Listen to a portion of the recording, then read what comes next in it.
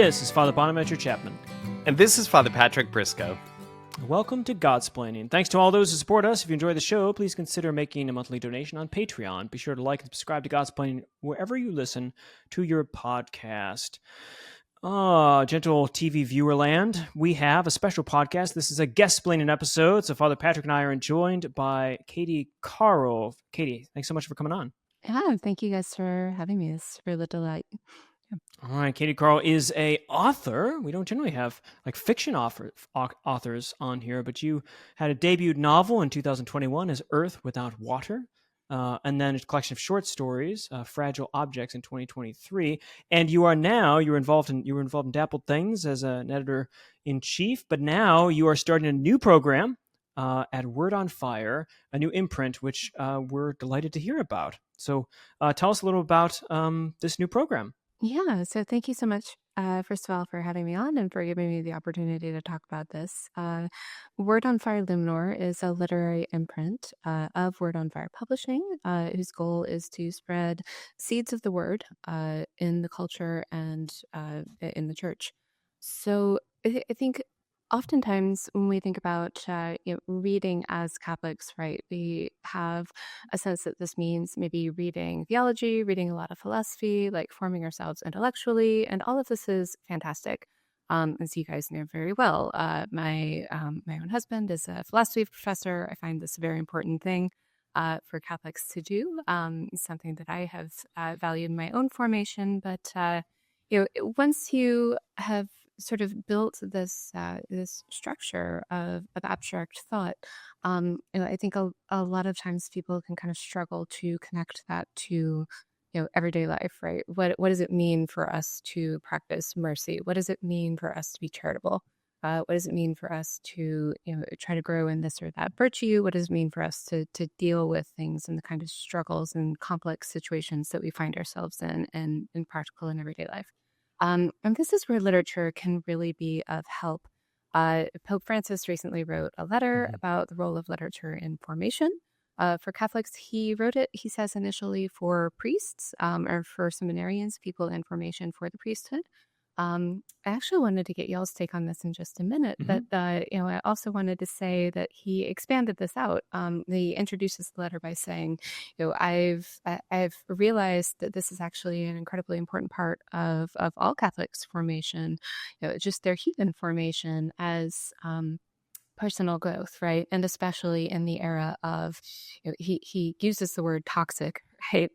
Toxic and superficial and violent fake news, he says, right? We have to sort of steel ourselves against these falsehoods, these realities, these attempts to redefine reality that are coming in from outside of our minds, that are coming in, maybe sometimes also from inside the mind, right? Or from various voices and sources around.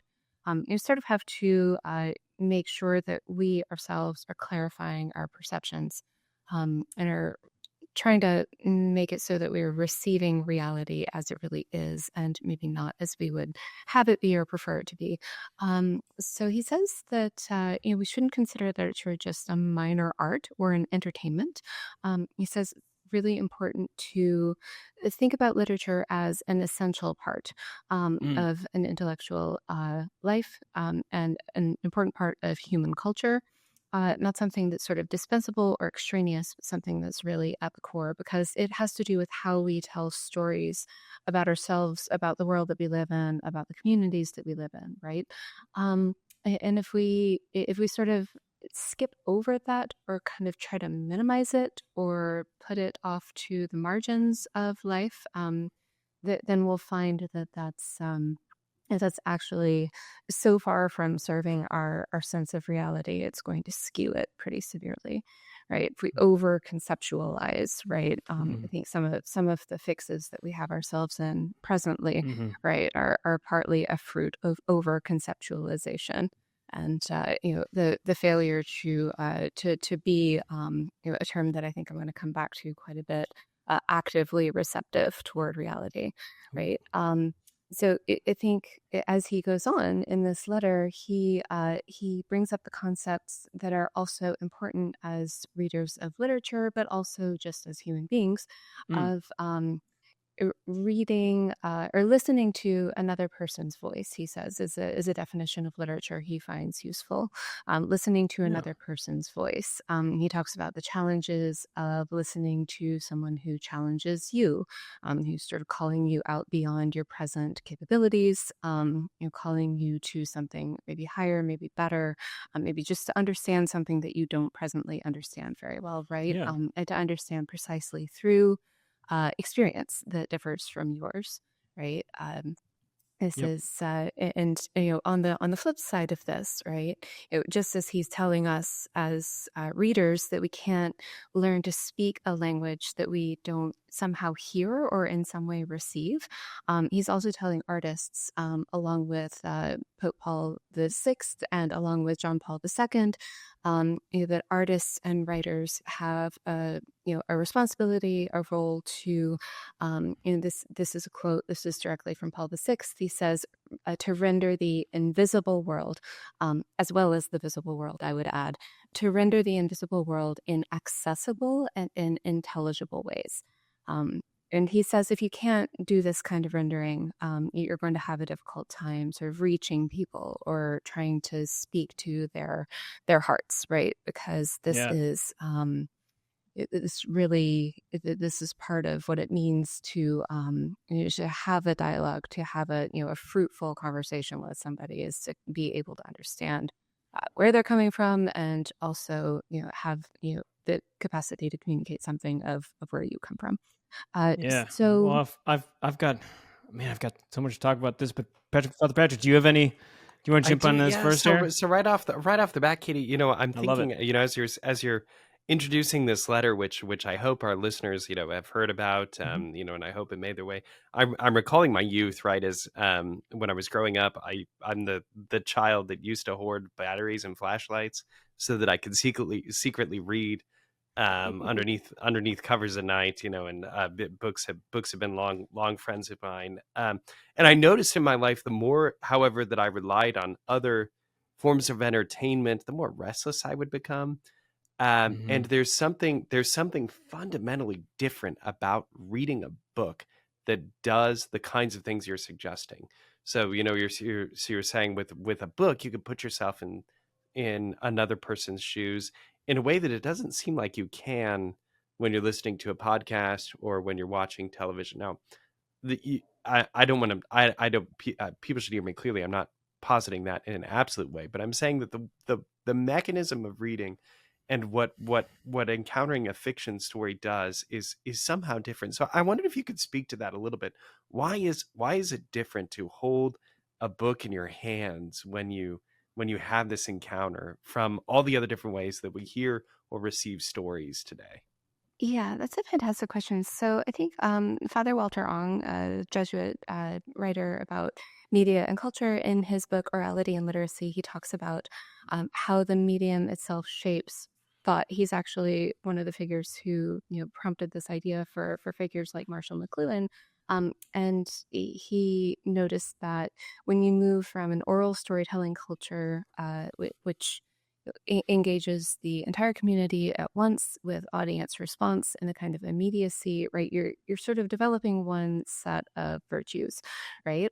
When you move to literate culture, it's not that you're suddenly losing something, you're gaining something, right? You also lose some of those those virtues that come with oral storytelling, like extended memory and the ability to change as you go. But when you sit down with a book, right, you are developing, a sort of capacity in yourself to still yourself, right, to still your other senses. And receive and actually develop something in your own mind as you're going over the text. You're having to not just decode as you read, but you're having to also imagine. You're having to create the picture in your mind somehow. And Pope Francis actually talks about this as well. He kind of delves into reader response theory, which is fun for a literary Hmm. person to find happening. The Pope, telling you, right, you're actually helping to construct the story as you read. As a reader, you're Mm. helping to create something that the author began, and you're Hmm. in a sense completing. So it's yeah, it's also, I think, a virtue of co-creation Yep. almost, if you're being a good reader. Yeah, I think this is an active receptivity, which I'm excited about to talk about because I do like the co-creative stuff. I teach philosophy of art, and we do Robin Collingwood and his stuff on philosophy of art about the ideal object and the relationship between how and we recreate in our minds through imagination. I think this is right, and that the nice part about the reading is that the imagination is we have to fill in the details. Like if you're watching a movie or something, it's doing a lot of the work for you. Whereas when you're reading a book, you have basically minimal content. You have just the thoughts and of the author in some capacity, but you have to see it. So you're filling out all of the smells, the bell. I mean, they're giving some of it, of course, but they don't want to give it all. And even the characters are not fully drawn. You can't see all of them. So your imagination, which I take it is a super important aspect that makes us different than say animals and it makes us different from angels between those two, that we are these kind of soul and body unities, and our imagination is the place where this meets. Literature allows you to use the imagination to form yourself and form the images in your mind with these. So while you're reading, you're reconstructing not only a story but also your own character in reflection to the events and all of that. And I think that's just got to be right. It's got to be a great moral experience of reading a book and engaging with it. And I think that letter is. And he's been hitting out of the ballpark recently. It seems like he did one on Blaise Pascal a year ago, which was great. He did one to modern on the 50th anniversary of the modern wing at the Vatican Museum. Whatever you think about the arts in there, it's a great talk. And then the new encyclical on Sacred Heart. But so with literature has this ability to get us to move outside of ourselves, but also to actively receive. And I like that aspect. So talk a little bit about this active reception and maybe some examples of the kind of literature you think, maybe in your own life or just in general, that might produce this active receptivity. Yeah, so the concept of active receptivity is something I'm picking up from Father Norris Clark, who has this little treatise called Person and Being. I think it's, I see you smiling. I think it's a Gifford lecture, isn't it, right? Mm-hmm. It's one of those That series seems right. of Yeah. philosophy lectures that Yeah, that's Um, right. yeah. So Father Norris Clark talks about active receptivity. I think he's talking about it more. Forgive me, I'm not very fresh on this, but the concept of more in relationships, right? More in your Mm-hmm. sort of primary relationships with other human beings. But it kind of has an extension when you think about your relationship to a work of art, right? You can see the analogy is easy to draw there. You're relating to this work of art in a way that you're trying to understand what's being communicated, but what your understanding of what's being communicated is itself kind of dependent on and consequent to your own prior experience of reality, right? So it's something that writers have to struggle with because you have to kind of anticipate what your your ideal or imagined reader's response might be. What kinds of experiences have they had, and are they going to have the same associations with a word like green or a word like, I don't know, incense, right? I'm just drawing examples out of thin Mm-hmm. air. Are they going to hear, feel, smell, see what I imagine when I hear those words, or are they going to have radically different associations with those than I think that they are, right? Is something that a good workshop can do for a writer is kind of clue you into ways in which your own your own imaginary might be idiosyncratic or might have not all the freight that you actually think it does. Using, and especially I see this with something that I had to learn not to do. Something that I see now with student writing is sometimes you will use an abstract word. And you will think that the abstract word kind of conveys everything that you think it does. So I almost fear that I'm doing that when I talk about aspect of receptivity, right? That this might not have all the resonance for my listener that it does for me. But I think, right, what kind of, so to jump to what kind of books, what kind of literature might um, you know give us the ability to, or the practice with this right, with this facility, with this with this capacity that we have. I think actually poetry, I think if you are someone who loves story, if you love fiction the most, you should still study poetry. You should Mm-hmm. still read for that kind of sensory and musical experience that only a poem can really give. For the cadence of the language and for the capacity of image to speak in metaphor and analogy, and to bring a memory into kind of cohesion and clarity, in a sort of very crystallized way that even the best prose really will struggle to do. A poem can really do that. I think also, it's important to read texts from a range of times, right? It's important to read both classic and contemporary works, in part because when you read classics, you check your own presentism, I guess, against the wisdom of the ages, and you get the opportunity to see, well, are these things that I bring to the text, am I bringing them because they're real, or am I just bringing them because they're sort of conditionings that I've received socially? Right? Are these just kind of constructions that my society has handed me, but maybe these aren't innate to human nature, right? But then if you only read classic texts, you kind of struggle in the opposite way. You will end up, not necessarily having the capacity to understand the experiences that are common in your time, or be able to speak to it very well as an artist. So there's a real need, or even if you're not, someone who's a writer who cares about that, you might find that by only relying on older texts, you sort of lose the ability to connect, right, with Right. with folks who are more immersed in the contemporary. So Right. Yeah. I think there's a real need for a balance.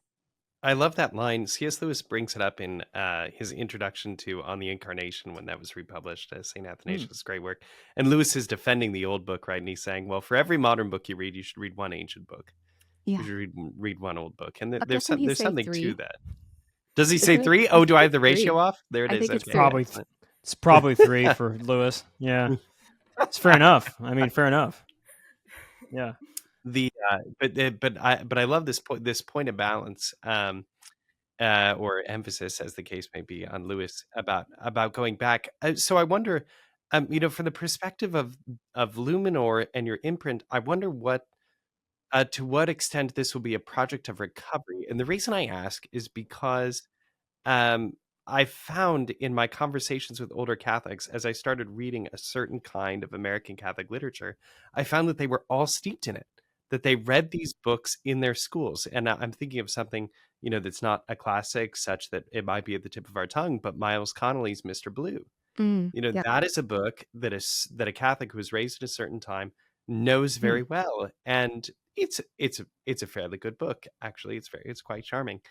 And so I wonder what sense of recovery of a culture, of something that was once a kind of common language of American Catholics, to what extent that's behind the project you're proposing in the Luminor imprint. That is definitely part of it. I definitely have my eye on the issue of reprints. There's a lot of good work already being done out there. I think Clooney Media is doing fantastic work. Wise Blood Books, which is my own fiction publisher, is doing fantastic work. Oh. Angelico to some extent, right? Slant to some extent.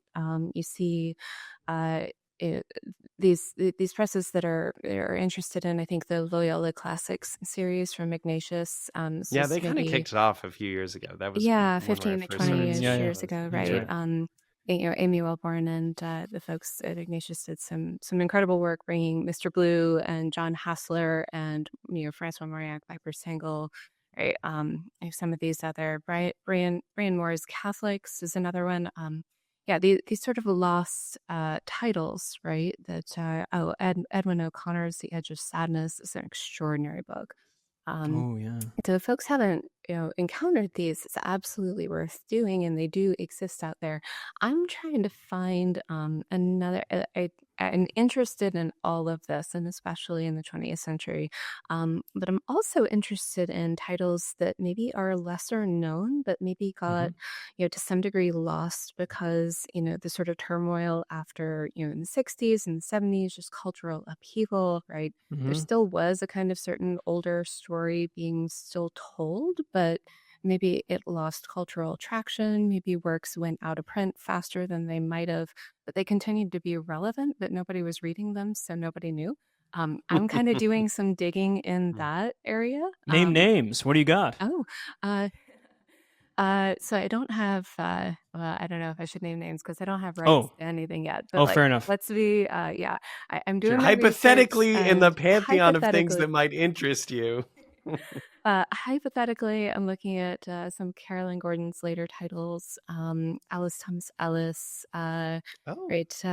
Also Mauriac. There's other stuff of his that deserves editions that aren't out yet, and also texts that going back further in the tradition, texts that Mauriac himself was reading and was influenced by that we need to have. That were influences on the French Catholic revival, but Mm-hmm. maybe we're influencing guys like Mauriac and Bernanos and Blois, who I've done a lot of reading about, but maybe not everybody knows the Yeah, I guys sure. love those this guys who crew. are reading, right? These are some of my fondest. Katie, do you have a favorite of Mauriac's? Oh my gosh, it's And why between is it Viper's Tangle? Viper's Tangle and the Desert of Love for me. Oh, Therese the desert. Descrieux is another I'm really fond, Yeah, yeah, yeah. but just the original, not the ones that he kind of built in later to kind of try to make her story more Catholic. Those are Yeah, anyone that those are likes A interesting. Christmas But Carol needs to yeah, read A Viper's Tangle and Oh, discover nice. a yeah, much more psychological Ebenezer Scrooge. Yeah, that's great. yeah. Katie, so you mentioned some of these Catholic classics here and things like that. What's the relationship between reading just Catholic literature or reading great literature in general? Like, what bring to this? I know the imprint obviously is going for Catholic things, I suspect, but maybe also some general comments about like, is it if it's one modern contemporary to three ancients, is it one Catholic to one non-Catholic writer? Is that even worth saying Catholic, non-Catholic? Like, how do we think about non-Catholic writers or non-Catholic literature, or in relation to these questions? Well, yeah, there's a variety of ways you could go about thinking about this. There's one which is very deeply rooted in the tradition itself, which is if it's true, it's Catholic, right? This is, Mm-hmm. I think, even Pope Francis quotes this. Saint Basil, right? Thought of this as the way to engage with the classical tradition, right? But yeah, Basil of Caesarea, here it is. He saw the richness of classical literature as, itself something that the church could take in, could appropriate, could kind of baptize and make its own. And that is absolutely Pope Francis's approach here too. He says, there's already sort of implicit truth, right, in all of our sort of yearning and naming and asking and seeking, and our striving after something better. Is very much resonant with Gaudium et Spes, right? The joys and hopes, the sorrows and anxieties of all humans. Anything human Mm-hmm. is already ours, right? Nothing. It resonates with the ancient poet Terence, right? Nothing human is alien to me. Pope Francis has a line that's almost word for word exactly that in here. So, in a This is the sense, most time right? that Pope Francis has been quoted on this podcast, I think, ever. So just who would have known? But carry on. All Yeah, just right. keep going. But yeah, I mean, so there's that way of thinking about it, right? If it's true, it's Catholic. But also, I think there's a need to sort of sit with authors who are taking us into the particularity of what it is to live with the church's specific teachings, not as if those were something sort of separated off, right, in their own enclave from the rest of reality, but those are something that's deeply integrated with the structure of reality. Like Mm-hmm. I think the reason that people end up finding doctrine compelling is that it is reality shaped, right? Yeah. And sort of corresponds to some of the deeper experiences that we have as human beings, and actually safeguards and you know, brings about a closer contact with those realities instead of sort of sequestering us off from them. So, but of course, we live in a world where that's not always fully honored, and so the authors that um, sometimes particularly interest me are those who are looking at the clash between what it means to live in this deep reality and what it means to Mm. live in a world that doesn't recognize this deep reality the way that you do. Right. Yeah. So Fair. the confessional Catholic authors who are really deeply struggling with the problems of what it means to be a Catholic in this world, like J.F. Powers, like Flannery O'Connor, like Francois Mauriac, like Alice Thomas Ellis, these right, and others. I mean, I could go on and keep naming, but these folks who are, you know, deeply interested in the specific problems that you run into when your vision and the vision of most of the people around you find themselves to be somewhat at odds. Mhm. Katie, I think so. My favorite line from this document, which again is just so fascinating from Pope Francis, I think will resonate with a lot of listeners. If you can believe it, we have a lot of people who listen to us that are highly intelligent. They belong to this caste of Americans that we call engineers or accountants. They're they're unbelievable. But whenever we talk about literature, this sort of they look at us askance and they say, well, I don't really understand why this is important. We've been sort of making an argument here for it. But the line that I think is so compelling that the Pope says that I'd like to hear you react to a little bit, because I think it will help our audience, which is this: the Holy Father says the difficulty or tedium that we feel in reading certain texts is not necessarily bad or useless. The difficulty or tedium that we feel in reading certain texts is not necessarily bad or useless. Now, you can expect that when you're reading something theological or philosophical, and you just say, wow, this person's actually a lot smarter than I am, and I don't know what this means, and you kind of encounter mystery.